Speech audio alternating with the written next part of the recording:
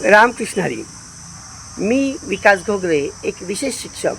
गेली अनेक वर्ष दिव्यांग बांधवांसाठी कार्य करत आहे. आजही मी माझ्या राहत्या घरी 18 वर्षापूर्वी बौद्धिक अक्षम म्हणजेच मतिमंद मुलांचा सांभाळ करत आहे.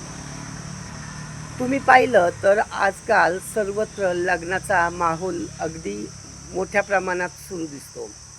रोज कुठे ना कुठे लग्नाचा बेंडबाजा किंवा फटाक्याची आतिषबाजी किंवा डीजेचा आवाज आपल्या कानावर पडतच असतो. आणि हाच आवाज ऐकून आपली दिव्यांग मुलं मला अगदी सहजपणे त्यांची इच्छा व्यक्त करतात आणि म्हणतात की सर, मला देखील लग्न करायचं आहे. एक व्यक्ती म्हणून, एक समाज म्हणून आपली भूमिका इथे थांबत नाही. आणि कारण या बौद्धिक अक्षम मतिमंद दिव्यांग मुलांना देखील स्वतःच्या अशा भावना असतात, त्यांनाही मन असतं, त्यांचीही स्वप्न असतात. आणि हाच विचार करून आपल्या दिव्यांग कला विकास केंद्राने काही दिव्यांग मुलांचे विवाह देखील लावून दिलेले आहेत.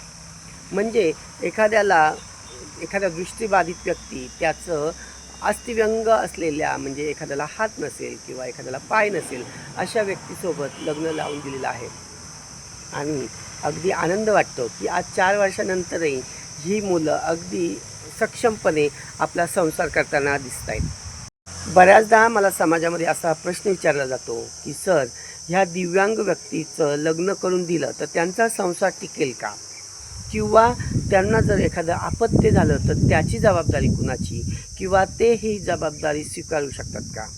तर मित्रहो, मला असं वाटतं की ज्या बौद्धिक अक्षम मुलांना जे शारीरिकदृष्ट्या सक्षम आहेत आणि ज्यांना आपली वैवाहिक जबाबदारी पेलण्याची ताकद आहे, अशा मुलांचं लग्न लावून देण्यात काय हरकत आहे? तर या गोष्टीवर तुम्ही नक्की विचार करा आणि याबद्दल तुमचं काय मत आहे?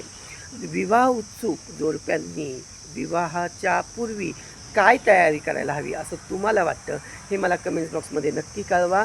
धन्यवाद.